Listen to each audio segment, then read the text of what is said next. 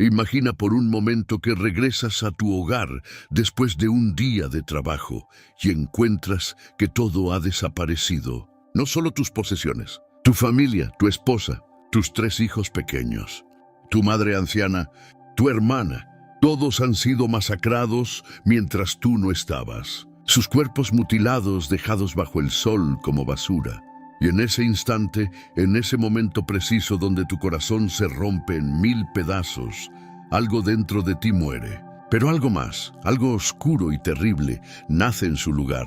Algo que no descansará hasta que cada gota de sangre derramada sea vengada. Hasta que cada grito de agonía de tu familia sea respondido con 1000 gritos más. Esta es la historia real de Goyakla, el hombre que ustedes conocen como Jerónimo. Pero antes de que se convirtiera en la leyenda, antes de que su nombre hiciera temblar a soldados de 2 naciones, antes de que se convirtiera en el guerrero más temido del suroeste americano, era simplemente un hombre, un esposo, un padre, un hijo, un hermano. Y en un solo día, en un solo momento de horror absoluto, todo eso le fue arrebatado de la forma más brutal imaginable.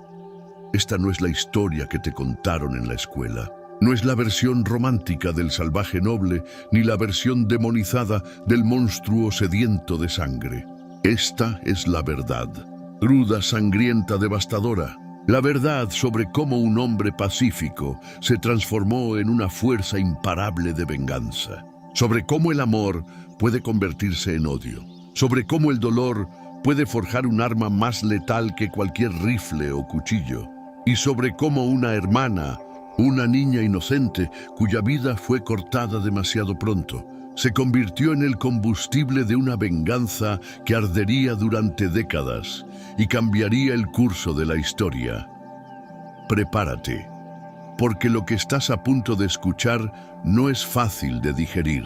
Te va a hacer sentir incómodo. Te va a hacer cuestionar todo lo que creías saber sobre héroes y villanos, sobre justicia y venganza, sobre hasta dónde puede llegar un ser humano cuando le arrebatan todo lo que ama. Pero es una historia que necesita ser contada. Una historia que merece ser recordada. Esta es la historia del día en que Goyakla murió y Jerónimo nació. Corría el año de 1858. Goyakla tenía apenas 30 años, aunque su rostro ya mostraba las líneas de una vida dura bajo el sol implacable del desierto de Chihuahua. Era apache de la banda Bedonkohe, y a diferencia de muchos de sus hermanos guerreros, él no era conocido por su ferocidad en batalla. Era un buen cazador, sí. Conocía el desierto como la palma de su mano. Pero era más conocido por su habilidad para el comercio, para negociar, para mantener la paz cuando era posible. Tenía una familia hermosa. Su esposa se llamaba Alope, una mujer de sonrisa gentil y manos hábiles, que podía convertir una piel de venado en ropa tan suave que parecía seda. Habían estado enamorados desde jóvenes. Uno de esos amores raros que no necesitaban muchas palabras, porque las almas ya se entendían. Tenían 3 hijos, 2 niños de 5 y 7 años, que ya estaban aprendiendo a cazar con arcos pequeños, y una niña de apenas 3 años, que era la luz de los ojos de Goyakla, la madre de Goyakla, una anciana sabia que conocía todas las plantas medicinales del desierto, vivía con ellos. Y su hermana menor, una joven de 19 años llamada Nana, estaba a punto de casarse. Era hermosa, llena de vida, con una risa que podía iluminar incluso los días más oscuros. Goyakla la adoraba. Como hermano mayor, siempre la había protegido. Siempre había estado ahí para ella. En marzo de ese año, la banda completa viajó al sur, cruzando la frontera hacia México para comerciar en la ciudad de Janos. Era un viaje que hacían regularmente. Los mexicanos comenzaron a aterrorizarse con solo escuchar rumores de su presencia. Y fue durante estos ataques que comenzaron a llamarlo de una forma diferente. Ya no era Goyakla para ellos. Los soldados mexicanos, en su terror, comenzaron a gritar un nombre cuando lo veían en batalla. Gritaban Jerónimo. una versión española de Jerónimo, el santo al que invocaban desesperadamente pidiendo protección contra este demonio apache que parecía imposible de matar. El nombre se quedó: Jerónimo, un nombre nacido del miedo de sus enemigos, un nombre que llevaría el resto de su vida, un nombre que se convertiría en leyenda. Pero a pesar de toda la sangre que derramaba, a pesar de todos los soldados mexicanos que mataba, Jerónimo no encontraba paz. Cada noche, cuando cerraba los ojos, veía los rostros de su familia. Veía a López sonriéndole en la mañana. Veía a sus hijos jugando. Veía a su hermana Nana riéndose, pidiéndole que le trajera tela azul. Y cada mañana despertaba con el mismo vacío horrible en el pecho. El mismo dolor insoportable que ninguna cantidad de venganza parecía poder llenar. Los otros guerreros comenzaron a preocuparse por él.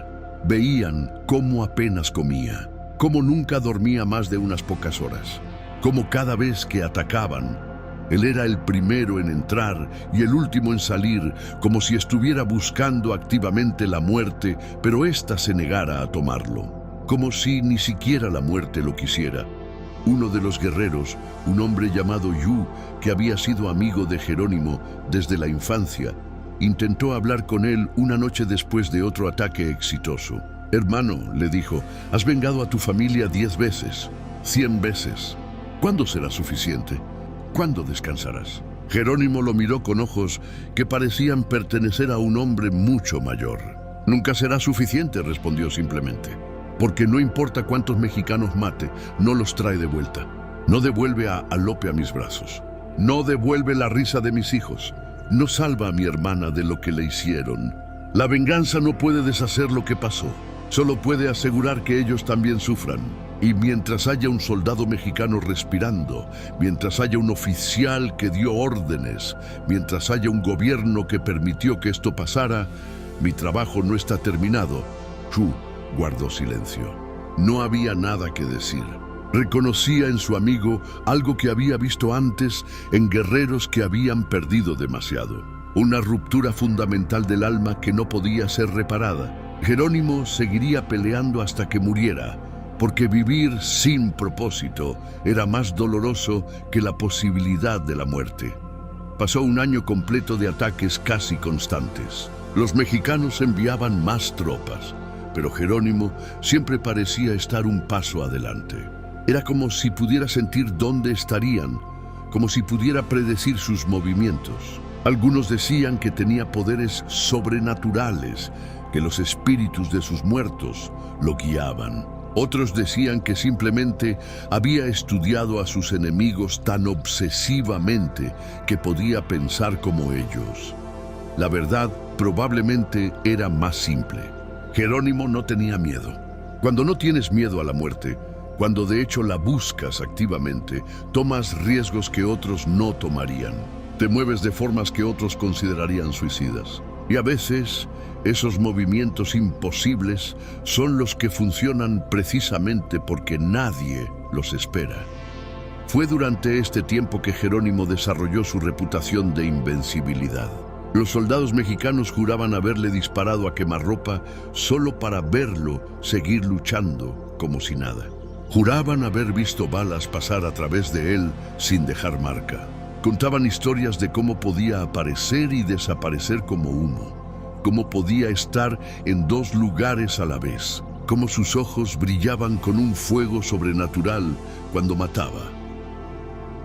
Muchas de estas historias eran exageraciones nacidas del terror, pero algunas tenían un grano de verdad.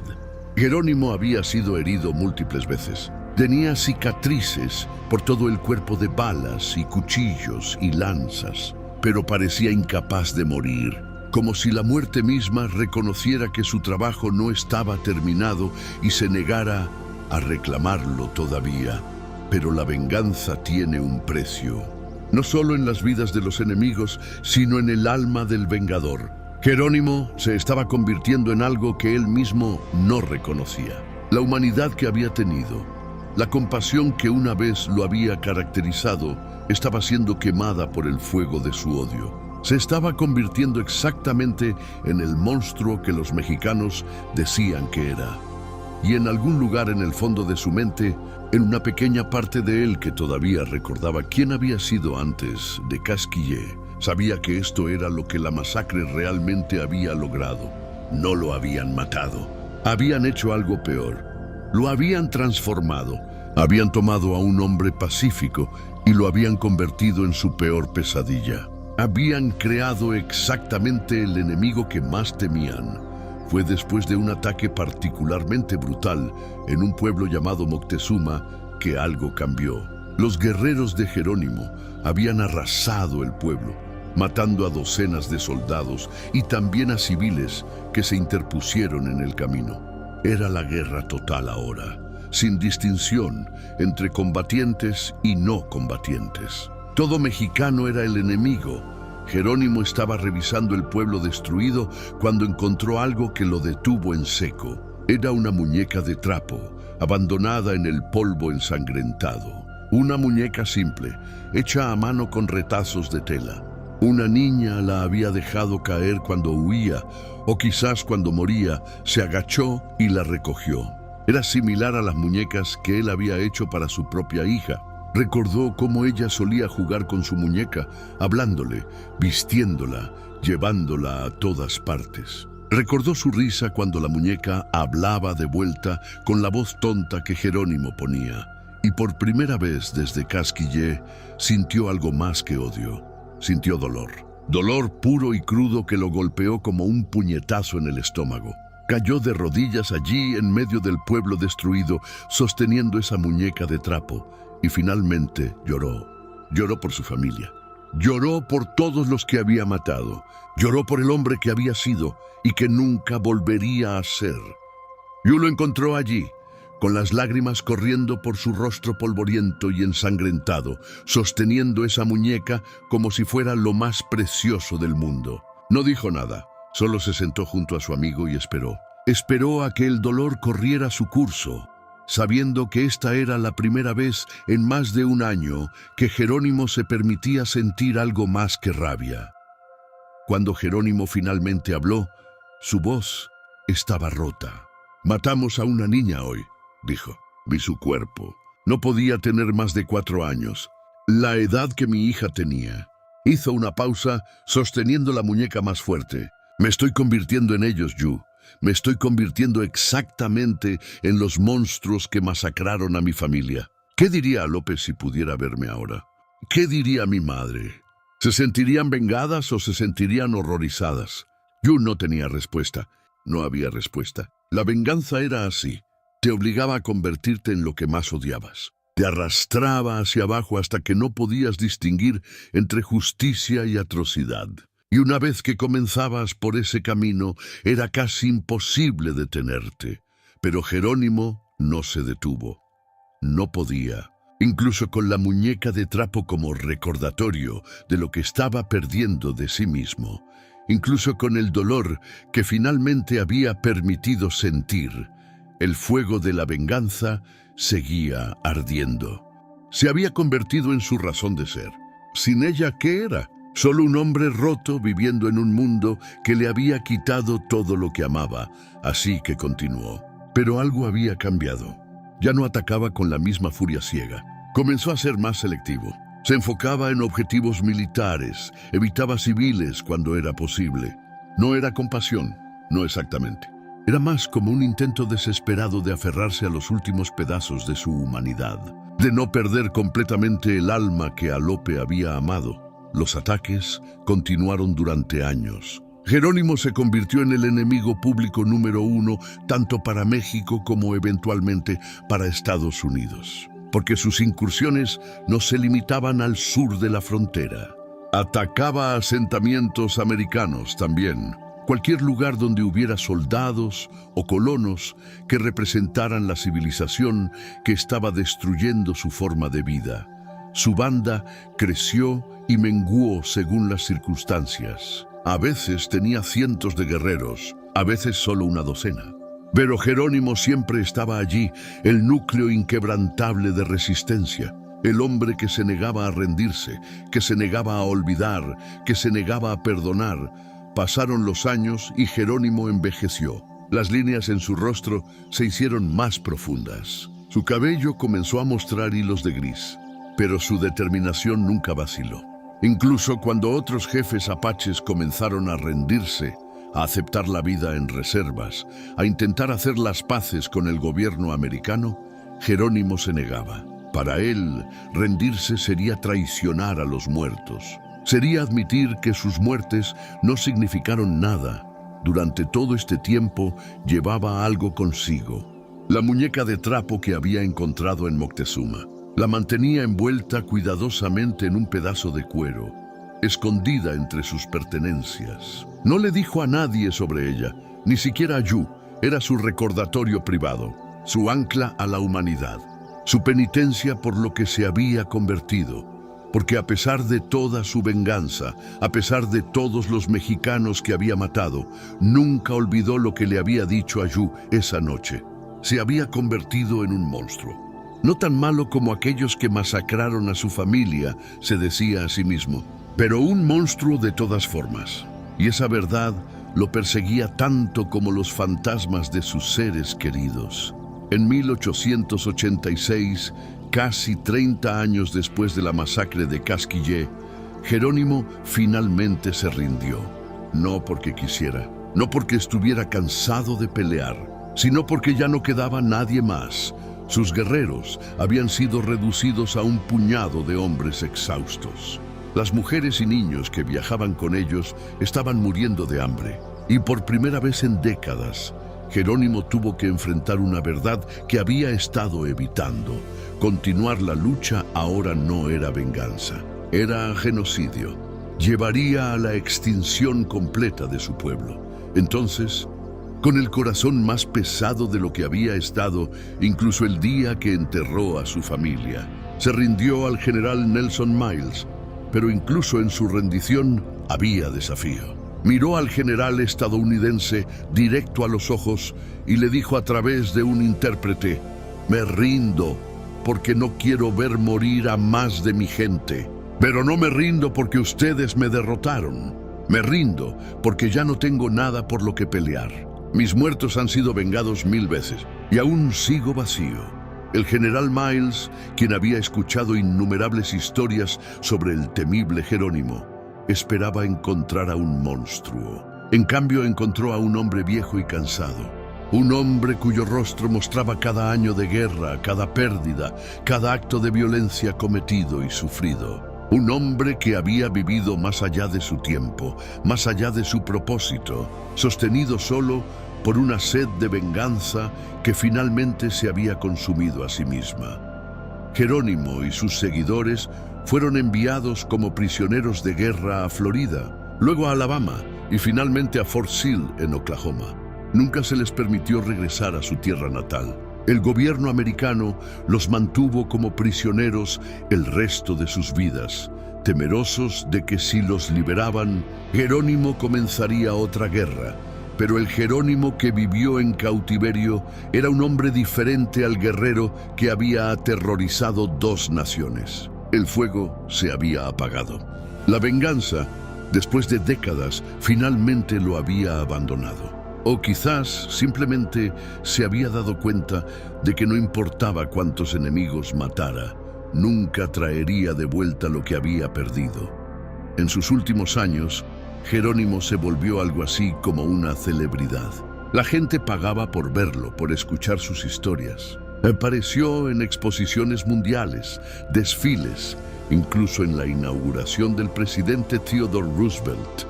Era una curiosidad, una reliquia viviente de una era que estaba terminando. El último gran jefe apache de guerra, el hombre que se había negado a rendirse cuando todos los demás lo habían hecho.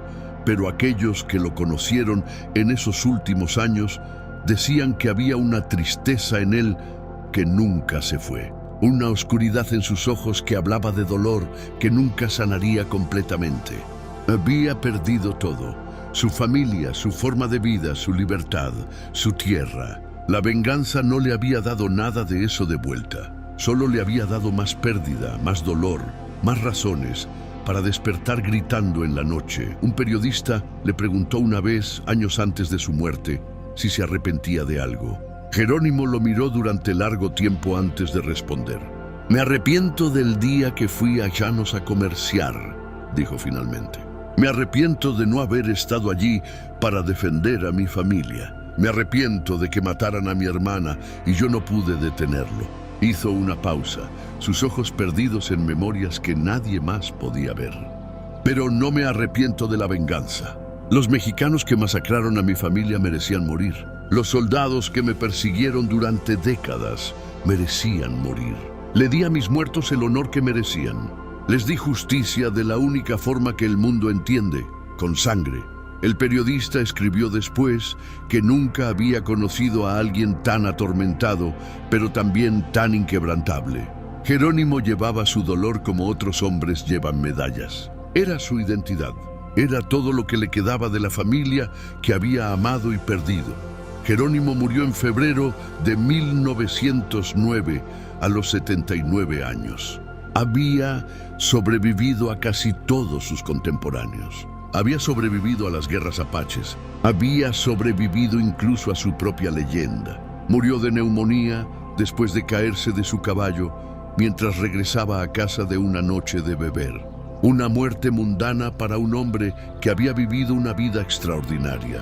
Sus últimas palabras, según quienes estuvieron con él, fueron en apache.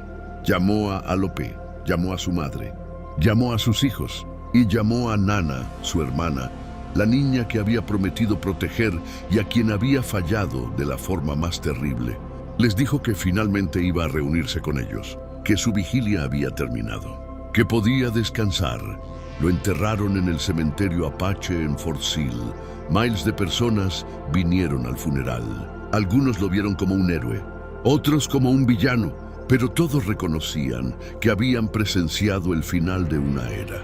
Jerónimo era el último de los grandes jefes guerreros apaches, el último que se había negado a conformarse, a rendirse, a aceptar que su forma de vida estaba terminando.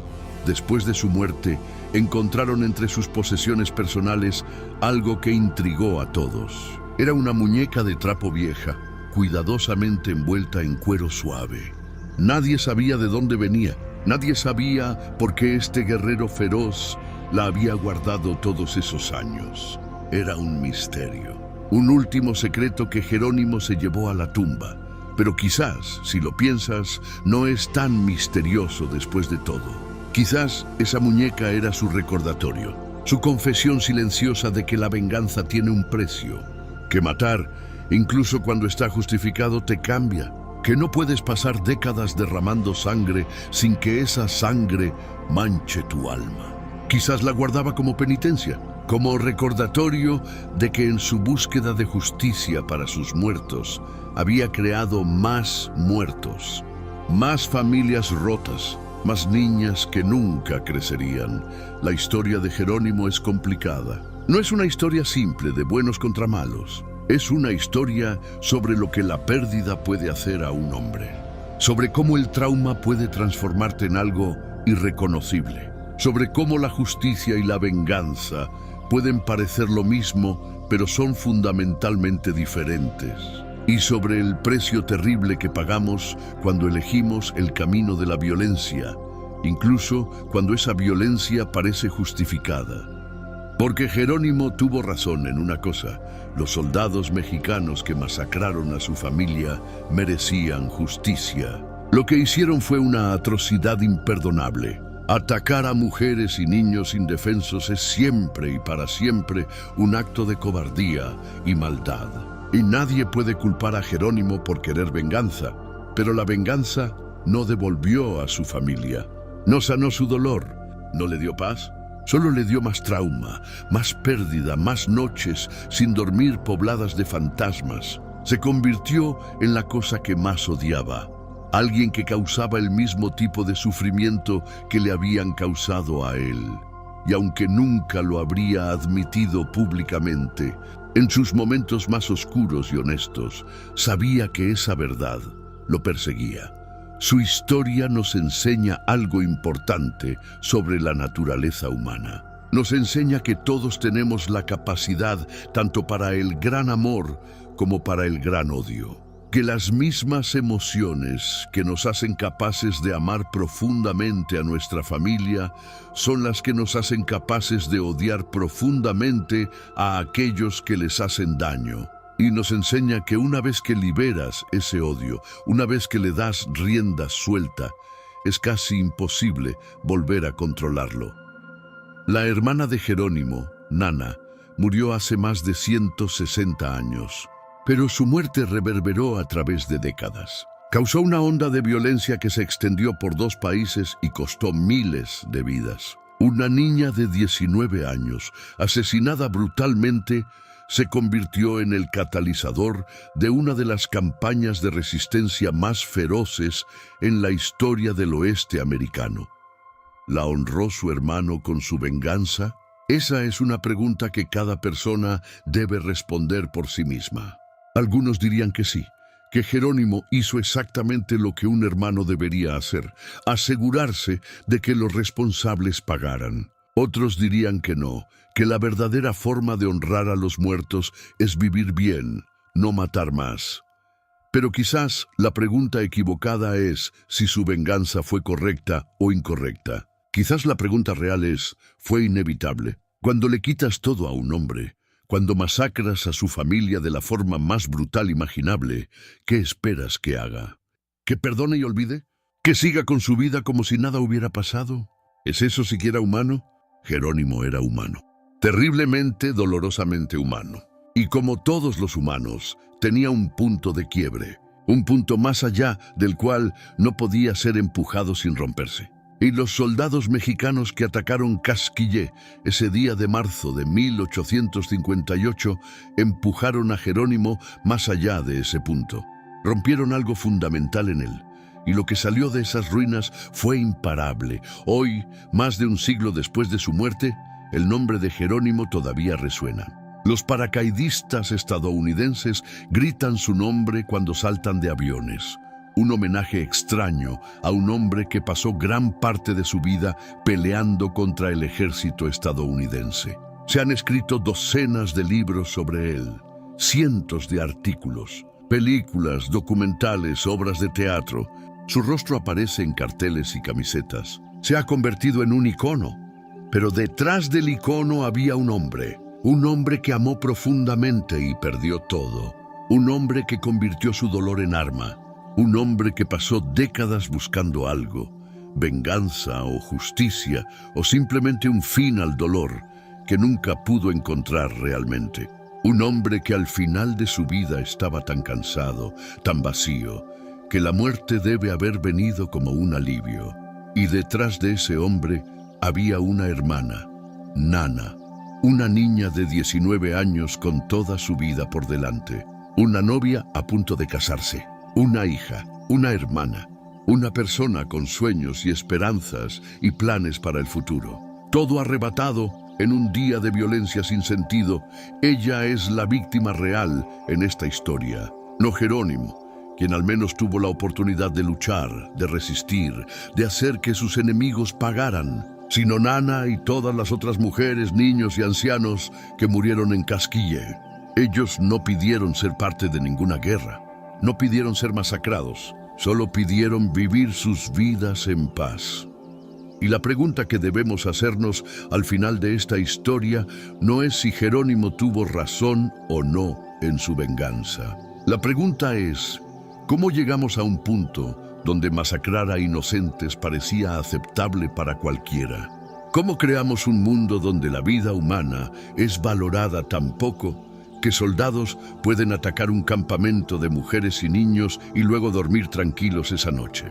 Porque eso es lo que realmente creó a Jerónimo. No fue su naturaleza. No fue algo inherente a ser apache. Fue el mundo brutal y violento en el que vivía. Un mundo donde diferentes culturas colisionaban con consecuencias mortales. Donde la tierra era más valiosa que las vidas humanas, donde el genocidio era política oficial disfrazada de progreso y civilización.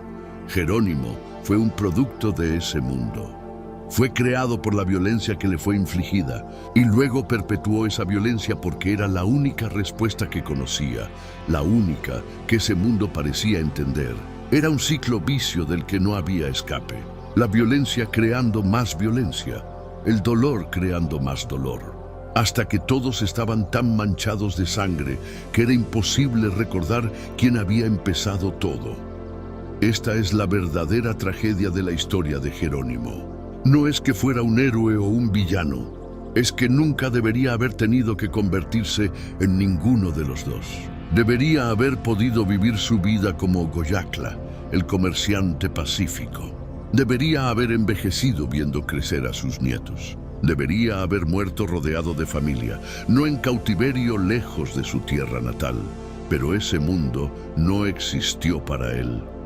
Y entonces hizo lo único que podía hacer. Sobrevivió, luchó, se resistió y en el proceso se convirtió en leyenda. Una leyenda nacida de dolor.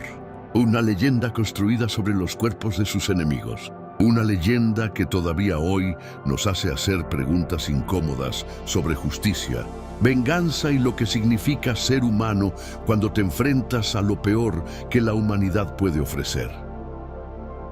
Así que cuando escuches el nombre de Jerónimo, recuerda que no estás escuchando solo sobre un guerrero. Estás escuchando sobre un hombre que amó tan profundamente que cuando ese amor le fue arrebatado, su dolor se convirtió en una fuerza capaz de desafiar naciones. Estás escuchando sobre una hermana cuya muerte desató décadas de guerra. Estás escuchando sobre el precio terrible del odio, pero también sobre la profundidad increíble del amor humano.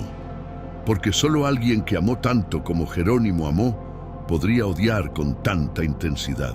Solo alguien cuyo corazón fue tan completamente destrozado podría perseguir venganza con tanta determinación durante tanto tiempo.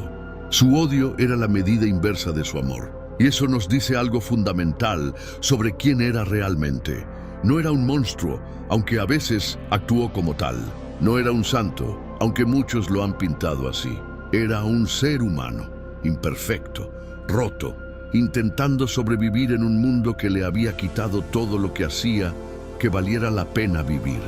Y si hay alguna lección que sacar de su vida, es esta.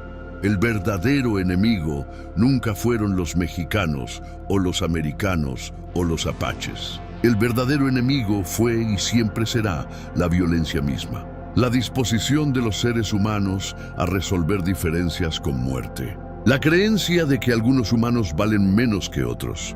Esa fue la enfermedad que mató a la familia de Jerónimo. Y esa fue la enfermedad que consumió a Jerónimo mismo, transformándolo de víctima en perpetrador, aunque nunca dejó de ser una víctima en el fondo. Porque al final, todos en esta historia fueron víctimas. Víctimas de un sistema que veía la violencia como solución. Víctimas de gobiernos que valoraban la tierra sobre las vidas.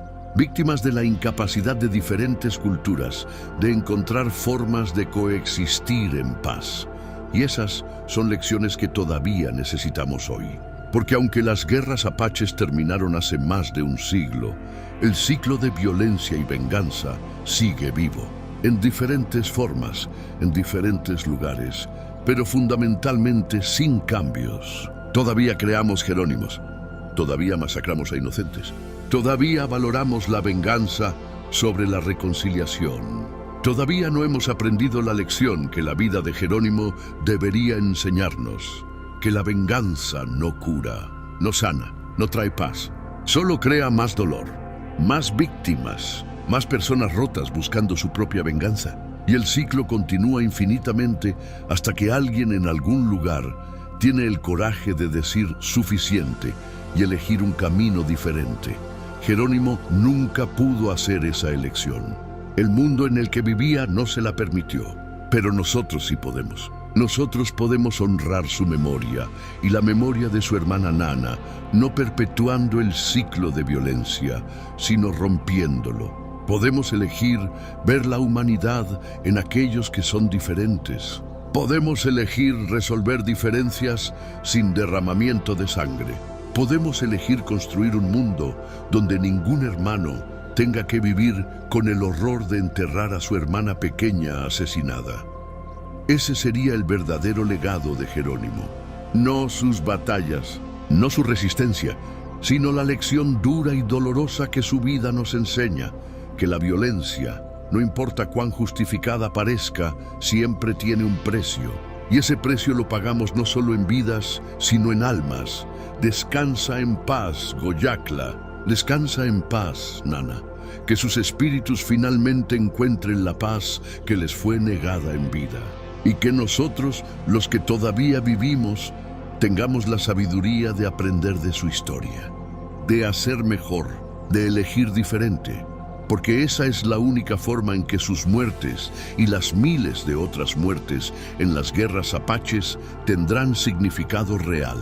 Si aprendemos, si crecemos, si nos volvemos mejores de lo que fuimos.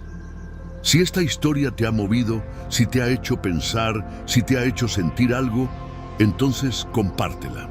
No para glorificar la violencia, sino para recordar el costo de ella. No para hacer un héroe de Jerónimo, sino para entender la tragedia compleja que fue su vida. Y no para olvidar a Nana, sino para asegurar que su nombre, su vida, su muerte sin sentido, sean recordados. Porque cuando olvidamos estas historias, cuando las simplificamos en narrativas cómodas de buenos contra malos, cuando ignoramos el dolor real y el costo humano, nos condenamos a repetir los mismos errores, las mismas tragedias, los mismos ciclos infinitos de violencia y venganza. Así que recuerda a Jerónimo, pero más importante, recuerda por qué se convirtió en Jerónimo. Recuerda a la familia que amó y perdió. Recuerda a la hermana que no pudo salvar. Y recuerda que cada víctima de violencia de cualquier lado tiene su propia historia, su propia familia que los llorará, su propio legado de dolor que perpetuará el ciclo, a menos que nosotros, finalmente, tengamos el coraje de romperlo. Esta ha sido la historia de Jerónimo, el apache que vengó a su hermana. Una historia de amor transformado en odio, de paz transformada en guerra, de un hombre transformado en leyenda por las peores razones imaginables. Una historia que necesitaba ser contada no porque sea bonita o inspiradora en el sentido tradicional, sino porque es verdad. Y la verdad, por dolorosa que sea, siempre merece ser escuchada, pero hay más en esta historia que aún no te he contado, porque la vida de Jerónimo después de su rendición fue tan compleja y reveladora como sus años de guerra. Y es en esos últimos años donde vemos quizás la imagen más clara de quién era realmente este hombre. En cautiverio, Jerónimo se convirtió en algo que nunca habría imaginado: un hombre de negocios. Descubrió que la gente pagaría por fotografías con él, por autógrafos, por pequeñas artesanías que hacía. Era explotación, sin duda. Lo exhibían como una curiosidad, como un animal salvaje domesticado. Pero Jerónimo, siempre el sobreviviente, usó esto a su favor. Acumuló más dinero del que jamás había tenido en su vida de guerrero, pero el dinero no podía comprar lo que realmente quería. No podía comprar su libertad. No podía comprar su regreso a Arizona, a las montañas donde había nacido. No podía comprar de vuelta el tiempo perdido, las décadas gastadas en guerra cuando podría haber estado viviendo en paz. Había momentos, según aquellos que lo conocieron en Fort Sill, donde Jerónimo parecía estar en otro mundo. Se sentaba durante horas mirando hacia el oeste, hacia las montañas que no podía ver pero que sabía que estaban allá. Los guardias decían que en esos momentos su rostro mostraba una tristeza tan profunda que era doloroso verlo, como si estuviera viendo fantasmas que nadie más podía percibir, y quizás sí lo estaba. Quizás veía a Nana corriendo hacia él como hacía cuando era niña, con los brazos abiertos y esa risa que iluminaba todo. Quizás veía a Lope esperándolo en la entrada de su tienda, con esa sonrisa suave que siempre le daba la bienvenida a casa. Quizás veía a sus hijos jugando en el polvo, peleando con palos como si fueran grandes guerreros. Quizás veía todas las vidas que nunca llegaron a vivir, todos los momentos que le fueron robados, uno de los soldados que lo custodiaba. Un joven teniente llamado Charles Gatewood desarrolló una relación extraña con Jerónimo. No exactamente amistad, eso habría sido imposible dada la dinámica de prisionero y guardia, pero sí un respeto mutuo. Gatewood había peleado contra Jerónimo durante años antes de su rendición. Había visto de primera mano la brillantez táctica del Apache, su valentía, su determinación inquebrantable. Una noche, Gatewood encontró a Jerónimo sentado solo bajo las estrellas. El viejo guerrero estaba sosteniendo algo en sus manos, acariciándolo suavemente. Gatewood se acercó cautelosamente y vio que era una muñeca de trapo vieja y desgastada. Sorprendido por este objeto inesperado en manos de un guerrero tan feroz, Gatewood preguntó sobre ella. Jerónimo guardó silencio por tanto tiempo que Gatewood pensó que no respondería. Pero finalmente el Apache habló. Su inglés imperfecto pero comprensible después de tantos años de cautiverio. Esta muñeca pertenecía a niña que murió en Moctezuma, dijo. Ataque que yo dirigí. Ella tenía 4 años, quizás 5. Misma edad que mi hija cuando murió. Gatewood no sabía qué decir. La vulnerabilidad en la voz de Jerónimo era algo que nunca había esperado escuchar. Jerónimo continuó como si una vez que había comenzado a hablar, las palabras simplemente fluían. Yo guardé esta muñeca para recordar, para no olvidar que cuando buscas venganza, no solo matas a tus enemigos, matas a sus familias también, sus hijos, sus inocentes. Hizo una pausa, sus dedos acariciando la tela desgastada. Yo quería que soldados mexicanos sintieran lo que yo sentí. Quería que conocieran mi dolor. Y lo hicieron, pero eso no hizo que mi dolor fuera menor. Solo hice más dolor en el mundo. Era una confesión extraordinaria, una admisión de algo que Jerónimo nunca había dicho públicamente. Gatewood escribió sobre este encuentro en su diario y es una de las pocas ventanas que tenemos al verdadero estado mental de Jerónimo en sus últimos años. Un hombre atormentado no por lo que le habían hecho, sino por lo que él había hecho en respuesta. Pero incluso con esta conciencia, incluso con este remordimiento, Jerónimo nunca renunció a su afirmación de que su venganza había sido necesaria. Cuando periodistas le preguntaban si se arrepentía de sus años de guerra, siempre respondía lo mismo. Hice lo que tenía que hacer. Defendí a mi pueblo. Vengé a mi familia. Si tuviera que hacerlo otra vez, haría lo mismo. Era una contradicción, pero una contradicción muy humana. Podía reconocer el costo de sus acciones y aún así creer que habían sido necesarias. Podía lamentar el sufrimiento que había causado y aún así no ver otra opción que hubiera podido tomar. Era un hombre viviendo con el peso de elecciones imposibles, hechas en circunstancias imposibles. Durante sus años en Fort Sill, Jerónimo se casó varias veces. Después de Alope, había tenido otras esposas a lo largo de los años, la mayoría de las cuales habían muerto en las constantes batallas y huidas. En cautiverio, se casó con mujeres apaches que también habían sido traídas como prisioneras. Tuvo más hijos, aunque muchos murieron jóvenes de las enfermedades que plagaban la reserva. Uno de sus últimos hijos, un hijo llamado Fenton, sobrevivió hasta la adultez. Fenton creció escuchando las historias de su padre, las hazañas legendarias, las batallas imposibles, pero también vio al hombre detrás de la leyenda. Vio a un padre que despertaba gritando en la noche. Vio a un hombre que bebía demasiado tratando de ahogar memorias que no lo dejaban ir. Vio la tristeza que nunca abandonaba los ojos de su padre, incluso en sus momentos más felices. Años después de la muerte de Jerónimo, Fenton dio una entrevista donde habló sobre su padre. Dijo algo que captura perfectamente la complejidad del hombre. Mi padre era el guerrero más valiente que jamás vivió, pero también era el hombre más triste.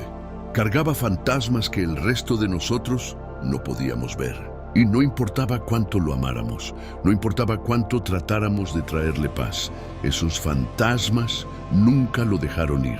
Vivió toda su vida después de Casquille en guerra, incluso cuando ya no había enemigos que pelear. Estaba en guerra con sus memorias, con su dolor, consigo mismo. Esta es quizás la observación más profunda que alguien hizo sobre Jerónimo, que su verdadera guerra no era contra los mexicanos o los americanos, era contra el trauma que llevaba dentro. Y esa era una guerra que nunca podría ganar. En los últimos años de su vida, Jerónimo expresó un deseo repetidamente. Quería regresar a Arizona. Quería ver las montañas de su juventud una vez más, antes de morir. Quería caminar por la tierra donde había jugado de niño, donde se había casado con Alope, donde había sido feliz antes de que todo se derrumbara. Escribió cartas a funcionarios del gobierno, suplicó al presidente, ofreció promesas de buen comportamiento. Pero la respuesta siempre fue la misma: no.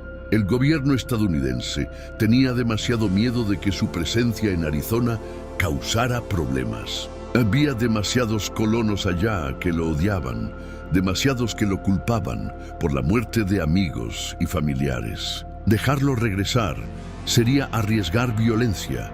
Entonces Jerónimo murió en Oklahoma, a miles de kilómetros de su hogar, sin haber visto nunca más las montañas que amaba.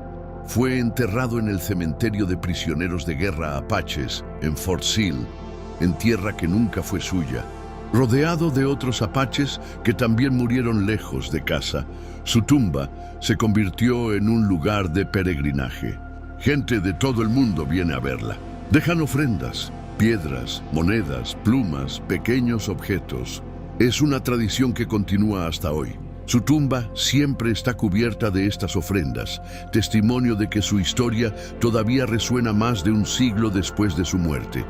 Pero hay otra tumba que deberíamos recordar. En algún lugar en México, en una fosa común sin marcar, están los restos de Nana. Su tumba no tiene visitantes. No hay monumentos a ella, no hay ofrendas dejadas en su memoria. Murió en el anonimato, una de cientos de víctimas de la masacre de Casquille, cuyas historias individuales se perdieron en el horror colectivo de ese día. Y sin embargo, en muchas formas, su muerte cambió el mundo tanto como cualquier cosa que Jerónimo hiciera. Fue su muerte la que encendió la mecha. Fue su sufrimiento el que transformó a su hermano. Fue su vida robada la que motivó décadas de resistencia. Nana, la niña que solo quería casarse y comenzar su propia familia, se convirtió involuntariamente en el catalizador de eventos históricos que resonarían por generaciones. Si pudiera hablar desde su tumba sin nombre, ¿qué diría? ¿Estaría orgullosa de que su hermano la vengara tan completamente? ¿O estaría horrorizada por la cascada de violencia que su muerte desencadenó? ¿Habría querido que Jerónimo dedicara su vida a la venganza, o habría preferido que siguiera viviendo, que encontrara la felicidad de nuevo, que honrara su memoria viviendo bien en lugar de matando? Nunca sabremos las respuestas a estas preguntas, pero son preguntas que vale la pena hacer, porque nos fuerzan a pensar sobre lo que realmente significa honrar a nuestros muertos. ¿Los honramos con más violencia? ¿O los honramos construyendo el tipo de mundo donde su muerte no habría ocurrido en primer lugar? Jerónimo eligió el primero, no porque fuera malvado o sediento de sangre, sino porque era todo lo que sabía cómo hacer. Era todo lo que su mundo le había enseñado. En la cultura apache, la venganza no era solo un derecho, era una obligación. Fallar en vengar a tu familia era deshonrarlos. Era decir que sus vidas no importaban lo suficiente como para pelear por ellas. Pero vivimos en un mundo diferente ahora. Un mundo donde, al menos en teoría, tenemos otras opciones. Tenemos sistemas de justicia. Tenemos leyes internacionales. Tenemos formas de buscar rendición de cuentas sin recurrir a la violencia personal. No son perfectos, ni siquiera cerca, pero existen. Y aún así todavía vemos personas eligiendo el camino de Jerónimo. Todavía vemos ciclos de venganza. Todavía vemos violencia respondida con más violencia. Todavía no hemos aprendido la lección que la vida de Jerónimo nos enseña tan claramente, que la venganza no cura, solo perpetúa el dolor. Hay una historia más que necesito contarte antes de terminar. Es una historia que pocos conocen, porque Jerónimo solo la contó una vez, en sus últimos meses de vida, a un sacerdote que lo visitaba regularmente en Forcil. El sacerdote, un hombre llamado Padre Migión, había desarrollado una relación inusual con Jerónimo. No intentaba convertirlo al cristianismo agresivamente. Solo venía, se sentaba con el viejo guerrero y escuchaba. Y en uno de esos encuentros, Jerónimo le contó sobre un sueño que había tenido. En el sueño estaba de vuelta en Casquille, pero no el Casquille del día de la masacre. Era Casquille como había sido antes, lleno de vida y risa. Su familia estaba allí. Alope estaba cocinando. Sus hijos estaban jugando. Su madre estaba enseñando a las niñas más jóvenes sobre plantas medicinales. Y Nana estaba allí, radiante con su vestido de boda hecho de tela azul. En el sueño, Nana se acercó a él, lo abrazó, como solía hacer cuando era niña, y le susurró algo al oído, algo que Jerónimo nunca le dijo al sacerdote, pero que le cambió el rostro cuando lo recordaba. Sus ojos se llenaron de lágrimas, algo que el sacerdote nunca había visto antes. Cuando finalmente habló, Jerónimo dijo: «Ella me perdonó, padre. En el sueño, mi hermana me perdonó por no estar allí. Me perdonó por todo lo que hice después. Me dijo que podía descansar ahora, que ella estaba en paz, que me estaba esperando, pero que no había prisa, que cuando llegara mi tiempo, ella estaría allí para guiarme». El padre Migeón le preguntó si creía que el sueño era real, si realmente pensaba que el espíritu de su hermana lo había visitado. Jerónimo respondió con una pregunta propia. «¿Importa si fue real o solo un sueño?». Me dio paz. Por primera vez en 50 años me dio un momento de paz. ¿No es eso suficiente? 2 meses después, Jerónimo estaba muerto. Y según el padre Migeón, en sus últimos momentos, mientras llamaba los nombres de sus seres queridos muertos, había una expresión en su rostro que no era de dolor o miedo. Era casi como anticipación, como si finalmente, después de toda una vida de guerra y dolor, estuviera a punto de ver algo hermoso. Esta historia del sueño nos muestra algo crucial sobre Jerónimo que a menudo se pierde en las narrativas de él como guerrero implacable. Nos muestra que al final lo que más quería no era venganza, era perdón, era paz, era reunirse con aquellos que había amado y perdido. La venganza fue lo que lo mantuvo vivo durante décadas, pero el perdón fue lo que finalmente le permitió morir en paz. Y hay una profunda ironía en eso. Pasó su vida adulta buscando la cosa equivocada. La venganza no podía darle lo que realmente necesitaba. Solo el perdón podía hacer eso. Y ese perdón tuvo que venir primero de sí mismo, perdonándose por no haber estado allí para salvar a su familia antes de que pudiera imaginarlo viniendo de ellos. Esta es quizás la lección más importante de toda la historia de Jerónimo. No es sobre guerra o tácticas o resistencia, es sobre el hecho de que todos, incluso el guerrero más feroz, necesitamos perdón. Necesitamos soltar el peso de nuestras elecciones, de nuestros fracasos, de nuestro dolor, y que aferrarse a la venganza solo hace que ese peso sea más pesado hasta que nos aplasta completamente. Si Jerónimo hubiera sabido esto en 1858, cuando enterró a su familia bajo ese cielo nocturno en Casquille, habría elegido diferente. Probablemente no. El dolor era demasiado fresco, demasiado crudo, y el mundo en el que vivía no ofrecía muchas alternativas a la violencia. Pero nosotros vivimos en un mundo diferente, y podemos elegir diferente. Podemos elegir romper los ciclos de venganza. Podemos elegir buscar justicia sin perpetuar el sufrimiento. Podemos elegir honrar a nuestros muertos viviendo bien, construyendo un mundo mejor, en lugar de creando más muertos. Esa es la elección que Jerónimo nunca pudo hacer, pero es la elección que nosotros podemos hacer cada día.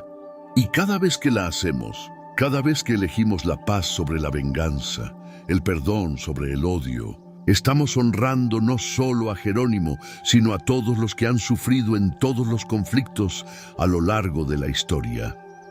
Estamos diciendo, su dolor no fue en vano. Aprendimos, crecimos, nos volvimos mejores.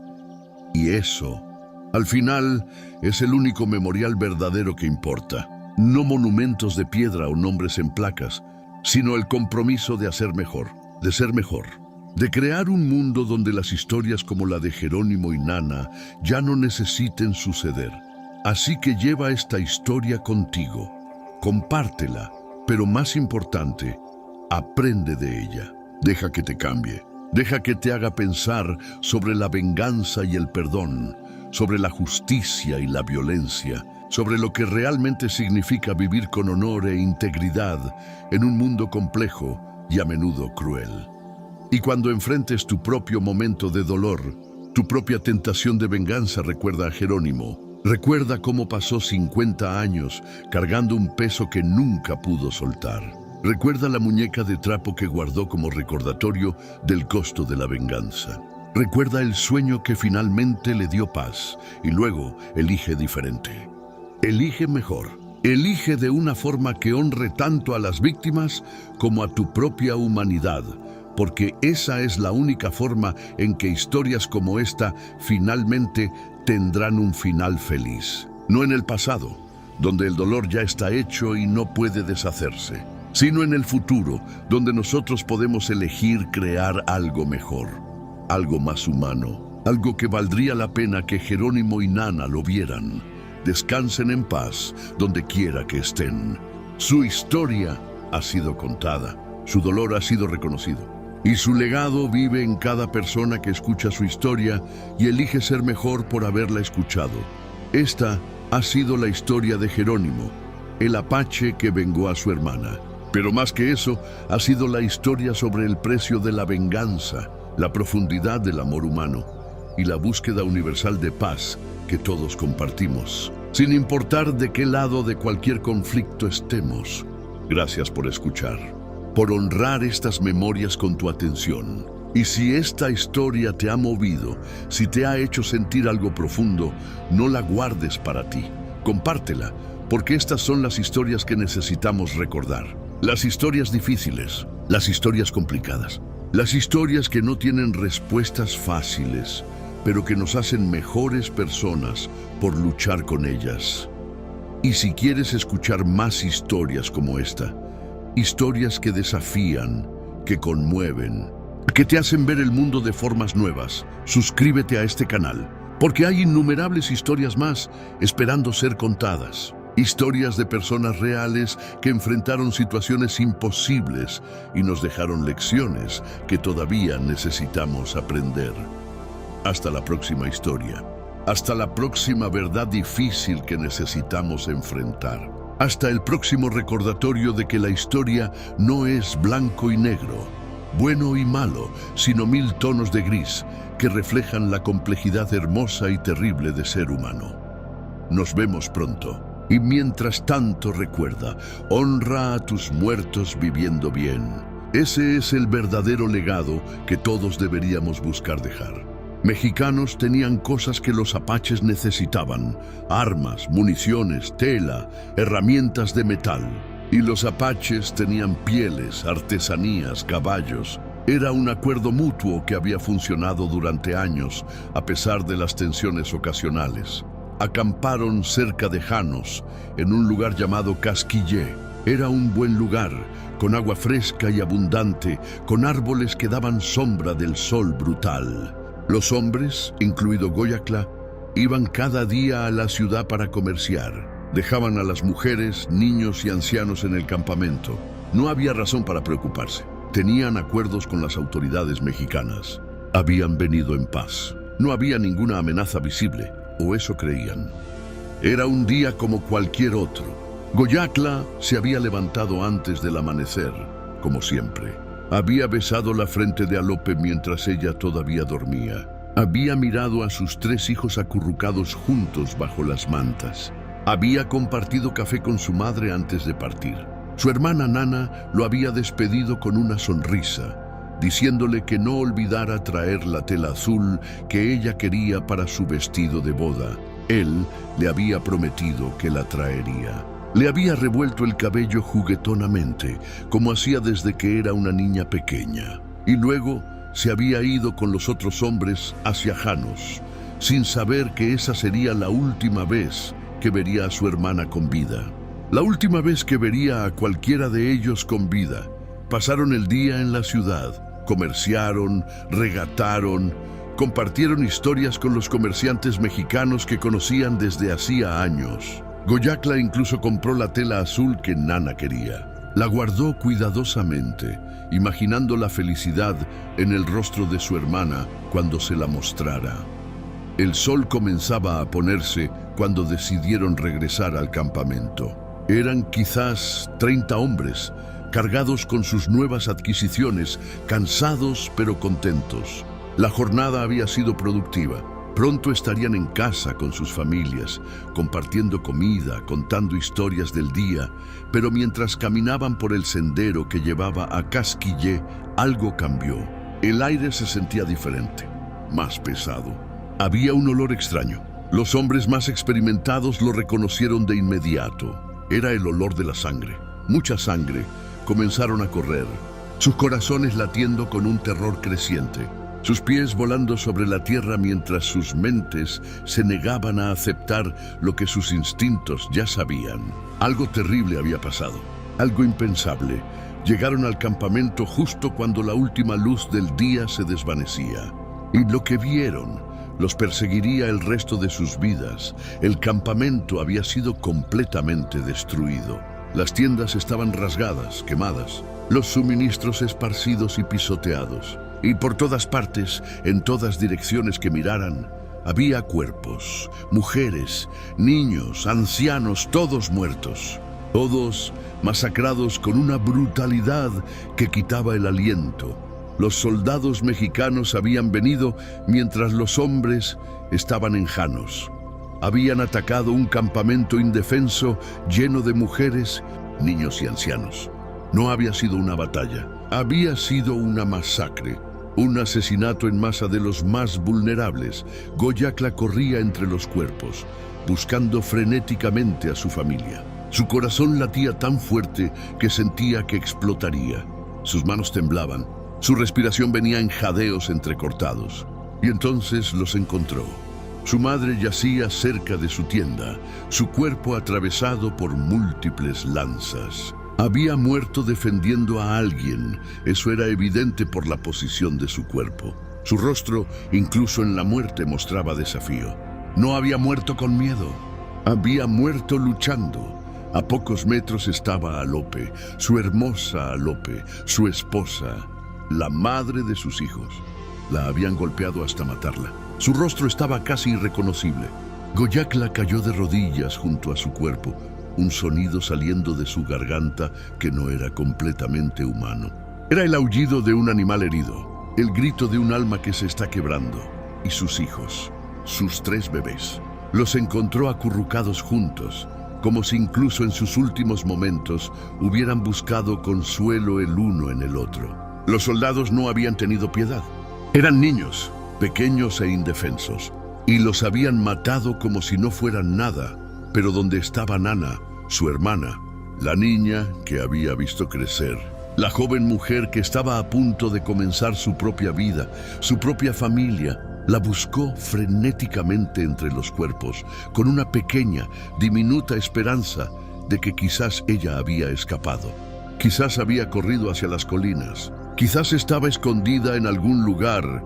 Asustada pero viva, la encontró en el borde del campamento. Y lo que vio hizo que incluso ese pequeño pedazo de humanidad que todavía quedaba en él se desintegrara completamente. Nana había sido violada. Eso era obvio por el estado de su ropa rasgada, de su cuerpo. Y luego la habían matado, pero no rápidamente, no con piedad. La habían torturado. Su cuerpo mostraba signos de un sufrimiento prolongado. Había muerto lentamente. Había muerto con dolor. Había muerto gritando, probablemente llamando a su hermano mayor, que siempre la había protegido, pero que no estaba allí cuando más lo necesitaba. Goyakla la levantó en sus brazos.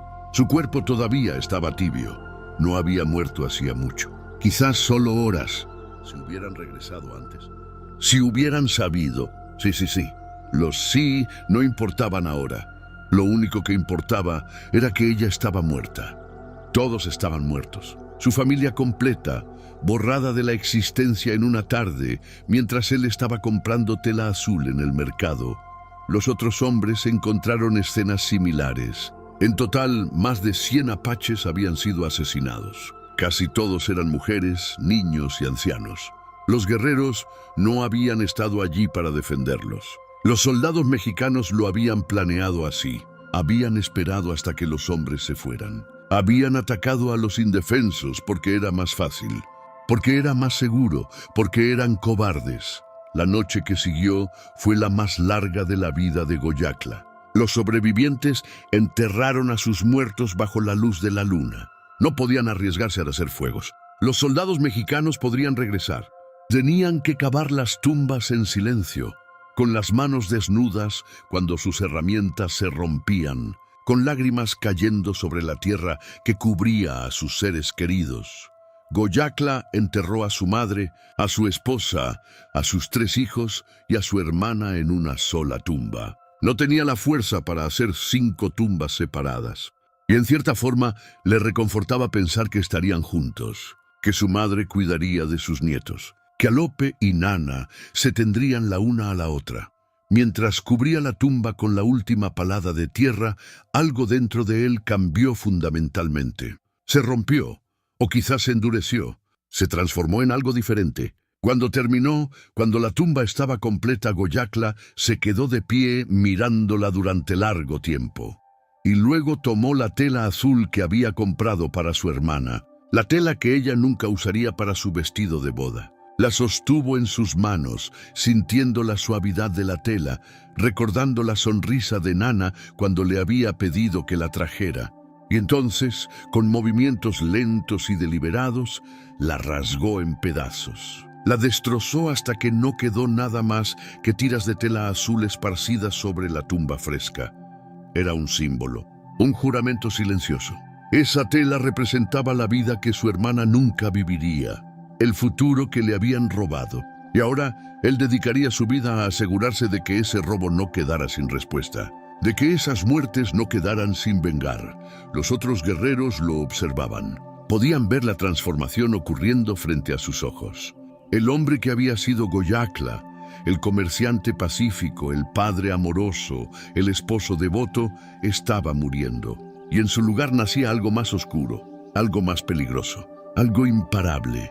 Cuando finalmente habló, su voz era diferente, más profunda, más fría, más dura. Quemaron todo, dijo. Los soldados que hicieron esto quemaron nuestras tiendas, destruyeron nuestras pertenencias, masacraron a nuestras familias. Pensaron que con eso nos destruirían. Pensaron que nos asustarían hasta someternos. Hizo una pausa, sus ojos negros brillando con una luz que hacía que los otros hombres retrocedieran instintivamente.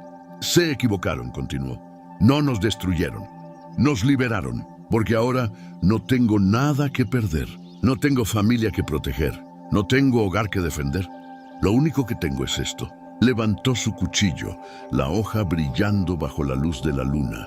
Y esto es todo lo que necesito, porque voy a usar esto para tomar de ellos exactamente lo que me quitaron. Voy a masacrar a sus familias, voy a quemar sus hogares. Voy a hacer que cada soldado mexicano, cada oficial, cada hombre que dio la orden o que levantó un arma contra mi gente, pague con sangre. Los otros guerreros guardaron silencio. Algunos asintieron lentamente. Ellos también habían perdido esposas, hijos, madres, hermanas. Ellos también ardían con el deseo de venganza. Pero la intensidad en los ojos de Goyacla era diferente. Era absoluta, era total. Era el tipo de odio que no se apaga nunca. El tipo de sed de venganza que podía durar toda una vida. Y así comenzó la transformación de Goyacla en Jerónimo. Pero la venganza no podía comenzar inmediatamente. Primero, los sobrevivientes tenían que huir. Tenían que regresar al norte, cruzar la frontera de vuelta a territorio más seguro. Estaban en territorio mexicano, superados en número, sin sus familias que los ralentizarían, pero también sin los recursos que habían traído para comerciar. Tenían que moverse rápido, Viajaron durante días, sin detenerse excepto por las horas más oscuras de la noche. Goyakla apenas comía, apenas dormía. Cuando los otros descansaban, él se sentaba aparte, afilando su cuchillo una y otra vez, los ojos fijos en la dirección de México, como si pudiera ver a través de las montañas hasta los hombres que había jurado matar. Los otros guerreros comenzaron a notar cambios en él. Se movía diferente, más silencioso, más como un depredador acechando presa. Cuando hablaba, que era raro, su voz tenía un filo que hacía que incluso los guerreros más curtidos sintieran un escalofrío. No había alegría en él, no había calidez. Era como si todo lo humano hubiera sido quemado, dejando solo la cáscara de un hombre llena de puro odio y determinación. Cuando finalmente llegaron de vuelta con su banda principal, contaron lo que había pasado. El jefe, un hombre sabio llamado Mangas Coloradas, escuchó con rostro de piedra. Conocía bien a Goyakla. Había visto a este hombre crecer de niño a adulto. Había celebrado su boda con Alope. Había sostenido a cada uno de sus hijos cuando nacieron. Y ahora miraba a Goyakla y apenas reconocía al hombre frente a él.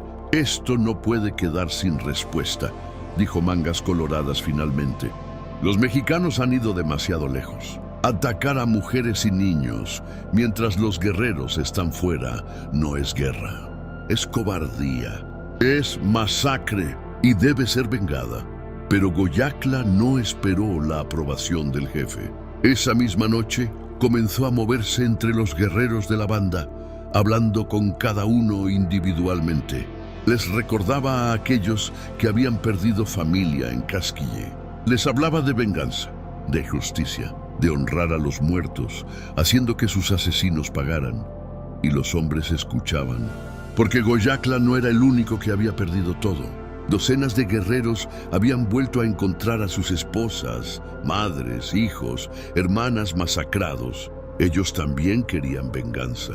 Ellos también ardían con ese fuego oscuro que no se apaga con palabras bonitas o con el paso del tiempo. Solo se apaga con sangre. Dentro de días, Goyakla había reunido un grupo de guerreros decididos. No eran muchos, quizás 30 hombres, pero eran los más feroces, los que habían perdido más, los que no tenían nada que perder y todo que vengar. Mangas Coloradas los observaba con preocupación. Sabía que estaba viendo la formación de algo peligroso, una fuerza que una vez desatada sería casi imposible de controlar, pero también sabía que no podía detenerlo, no después de lo que había pasado. Los muertos clamaban por venganza, y el honor apache exigía que esa venganza fuera entregada. Los guerreros se prepararon durante semanas. Reunieron armas, municiones, suministros. Estudiaron los movimientos de las tropas mexicanas. Identificaron objetivos. Planearon rutas de ataque y escape. Y Goyakla estaba en el centro de todo, dirigiendo, organizando, asegurándose de que cada detalle fuera perfecto, porque cuando golpearan tenía que ser devastador. Tenía que enviar un mensaje que resonara por todo México. El mensaje de que atacar apaches indefensos tendría un precio pagado en sangre y terror. Fue en el verano de ese mismo año cuando finalmente atacaron. Habían esperado meses, acumulando inteligencia, reuniendo aliados. Ahora tenían casi 200 guerreros de diferentes bandas apaches, todas unidas por el deseo de vengar a Casquille. Era una fuerza formidable y estaban dirigidos por Goyakla, quien había demostrado ser no solo un guerrero capaz, sino un estratega brillante. El primer ataque fue contra un puesto militar mexicano cerca de Arizpe. Era un lugar bien defendido, con muros gruesos y soldados bien armados. Un objetivo difícil, pero Goyakla no lo había elegido por accidente. Este era el puesto del cual habían salido algunos de los soldados que atacaron Casquille. Él lo sabía. Había pasado semanas investigando, preguntando, siguiendo pistas hasta estar absolutamente seguro, y ahora iba a hacerlos pagar. Atacaron al amanecer. Los apaches vinieron de todas direcciones a la vez, una táctica que Goyakla había perfeccionado. Los soldados mexicanos, recién despertando, fueron tomados completamente por sorpresa. Las flechas llovieron sobre el fuerte antes de que pudieran siquiera alcanzar sus rifles. Guerreros apaches escalaban los muros, saltaban dentro del compound, luchando con cuchillos y hachas en combate cercano. Goyacla estaba en el frente de todo. Los soldados que lo vieron dijeron después que peleaba como un demonio, como si las balas no pudieran tocarlo, como si fuera invencible.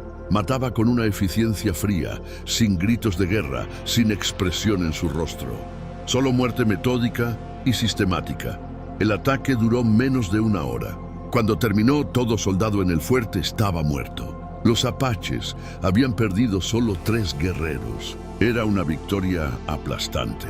Pero para Goyacla no era suficiente. Ni siquiera cerca de ser suficiente, porque mientras los otros guerreros celebraban, mientras contaban los rifles y municiones capturadas, Goyacla estaba parado en el centro del fuerte destruido, mirando los cuerpos de los soldados mexicanos, y solo podía pensar en una cosa: esto no era ni una fracción del dolor que él sentía. Estos hombres habían muerto rápido. Sus familias en Casquille habían sufrido, habían sido torturadas, habían muerto lentamente. Había una deuda de sufrimiento que todavía no había sido pagada. Y así, el ataque en Arizpe fue solo el comienzo. Durante los siguientes meses, Goyacla y sus guerreros arrasaron el norte de México como una tormenta de fuego. Atacaban puestos militares, pequeños pueblos, ranchos aislados. No discriminaban. Si era mexicano, era un objetivo, porque en la mente de Goyacla, todos los mexicanos eran responsables. Todos eran cómplices. Todos merecían pagar por lo que había pasado en Casquille. Esta es la historia de Jerónimo, el apache que vengó a su hermana. Pero más que eso, es tu historia también. Porque todos enfrentamos momentos donde debemos elegir entre venganza y perdón, entre odio y comprensión, entre perpetuar el dolor o sanarlo, que cuando llegue tu momento, elijas bien. Que los espíritus de Jerónimo y Nana descansen en paz. Que su dolor no haya sido en vano. Y que nosotros, los que aún vivimos, tengamos la sabiduría de aprender de sus vidas y sus muertes. Gracias por escuchar esta historia hasta el final, por honrar estas memorias con tu tiempo y tu atención. Si te ha conmovido, si te ha hecho sentir algo profundo, compártela. Porque estas son las historias que necesitamos recordar. Las difíciles, las complicadas, las que nos cambian. Suscríbete a este canal para más historias reales que desafían tu mente y tocan tu corazón. Historias de personas extraordinarias en circunstancias imposibles. Historias que te recordarán lo mejor y lo peor de lo que significa ser humano. Nos vemos en la próxima historia. Hasta entonces, vive con honor. Ama profundamente y recuerda, la venganza no cura, pero el perdón sí.